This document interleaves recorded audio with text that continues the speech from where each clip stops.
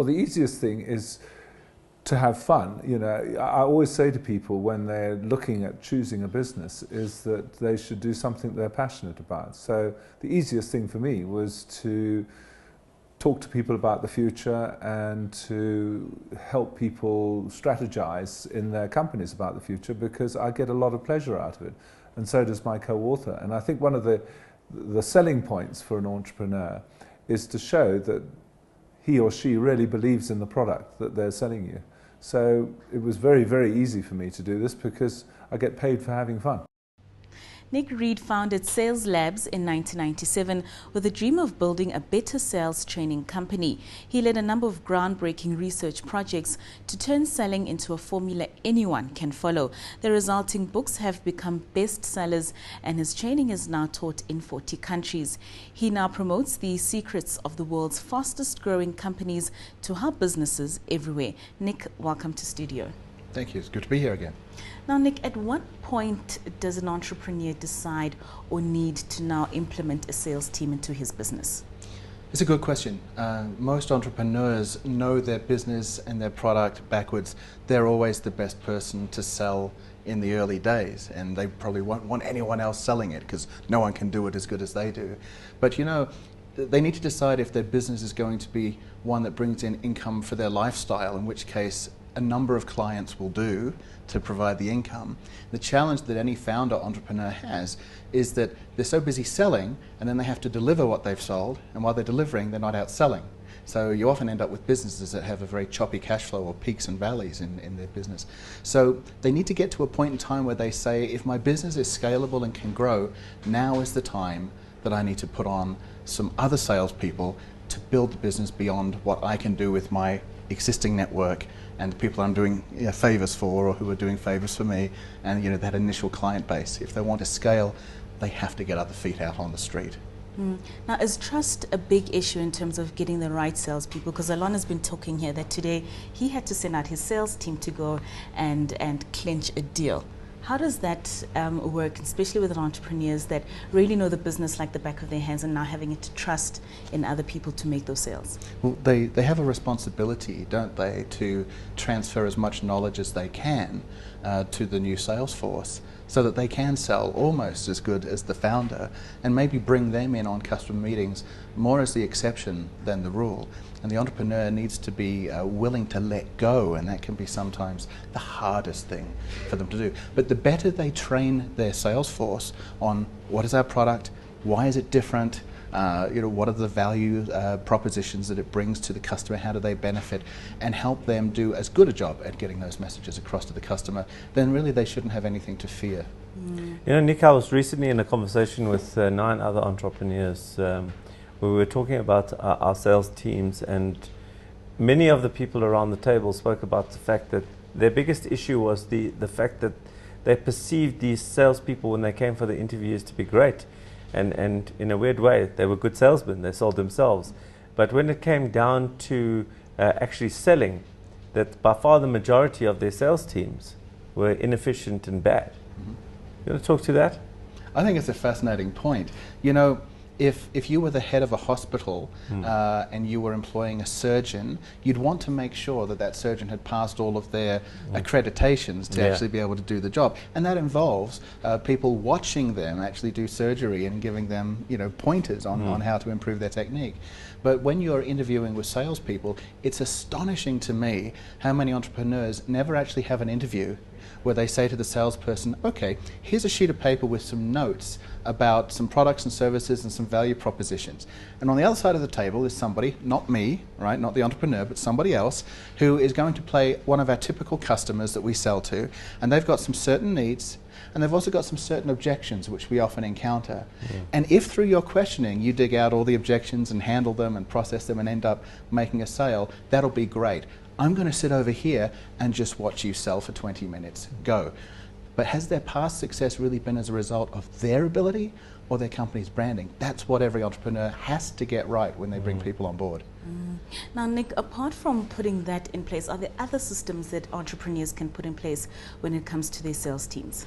Sure. I think you've already been talking about some of them. There needs to be an effective induction program where the entrepreneur transfers their knowledge to the salespeople about, all of the value and what it is that they can do. But in that needs to be a discussion about what they can, but also what they can't do.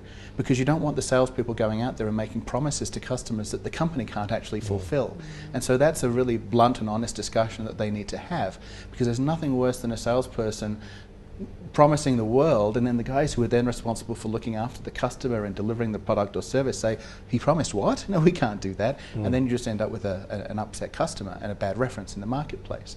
But similarly, you need to make sure that what promises the salesperson does make, because they know the founder, entrepreneur has said we can and want to do these things, that's documented so that when the customer is handed over to those that then provide the service and deliver the product, that they know exactly what promises they have to fulfill.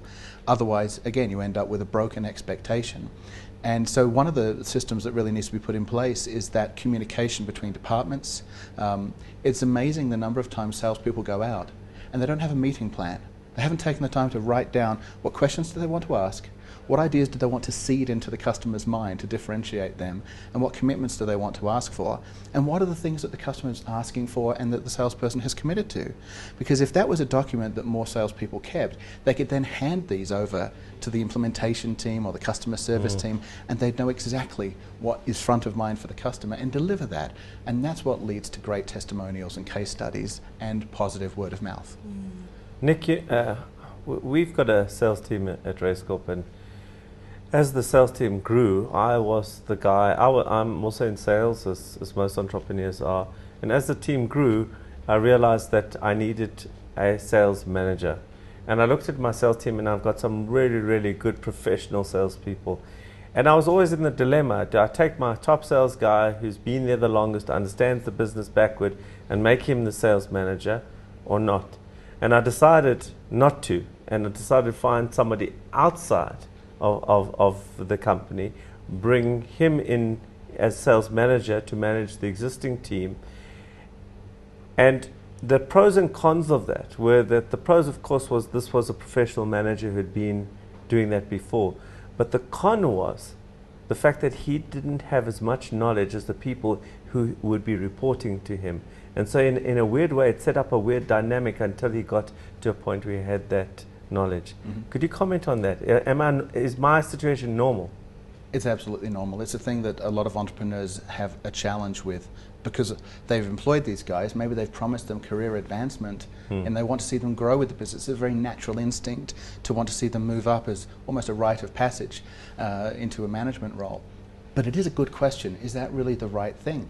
Because just because a salesperson and a sales manager operate in the world of sales, their job and the characteristics of what they need to do on a day-to-day basis is really much more different than a lot of people give it credit for.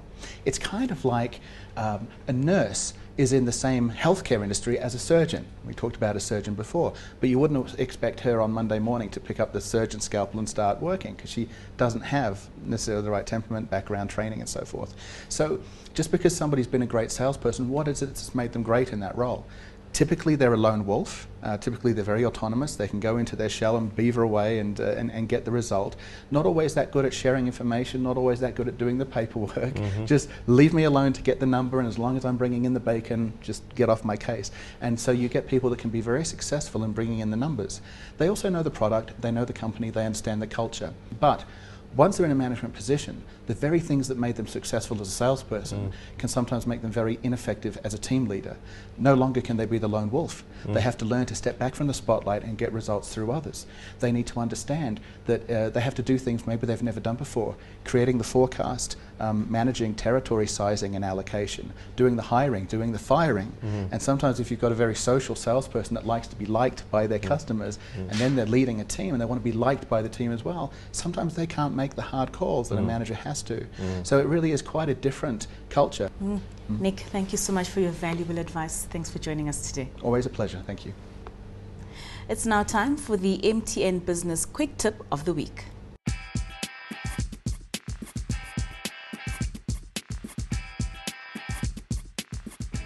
I believe that when you're going through a change process, it's important to be very transparent.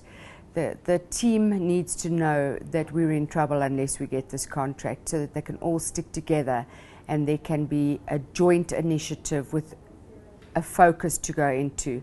But it can become dangerous if it's the norm for the company to always be on the breadline. It creates problems within the workforce that lead to mistakes being made, money being lost, and at the end of the day, the bottom line of the business is not improved at all, because it's a constant cycle of twice a year we possibly might have retrenchments, and people are living in fear from day to day.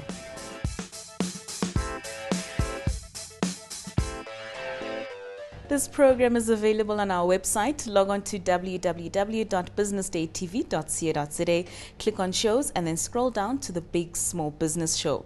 While you're there, have a look at the entry form to apply for a Raise Corp bursary to the value of 250,000 rands. Alon, what's your impression of today's show? Katako, today's show for me was about process. You know, when you drive out of the building today, out of studio today, how are you going to drive out?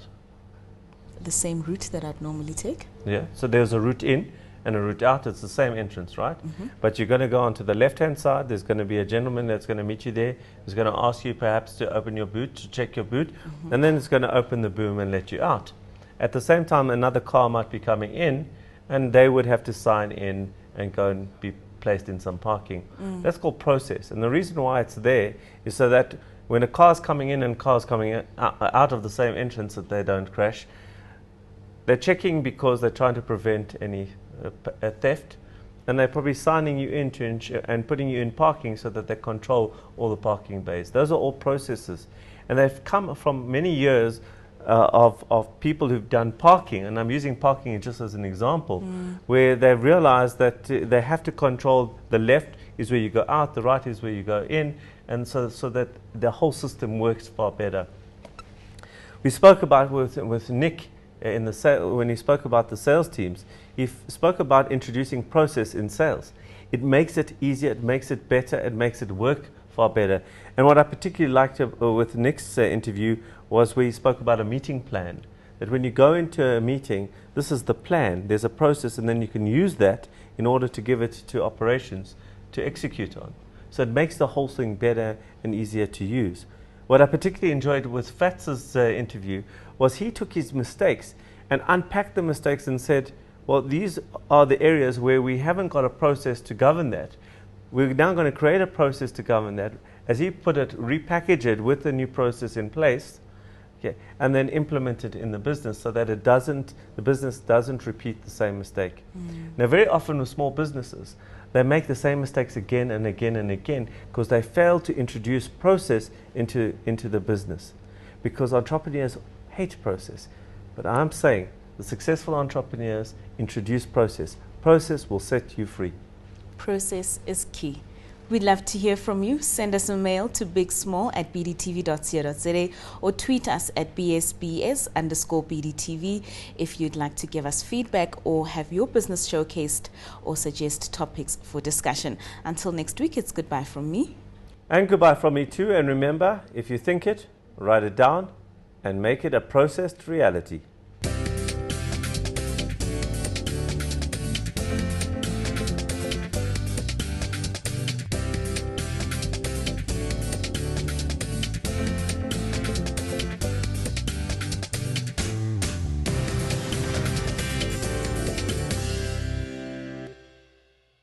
The Big Small Business Show was proudly brought to you by MTN Business. Your success is our passion. And the South African Institute of Chartered Accountants. Develop, influence, lead.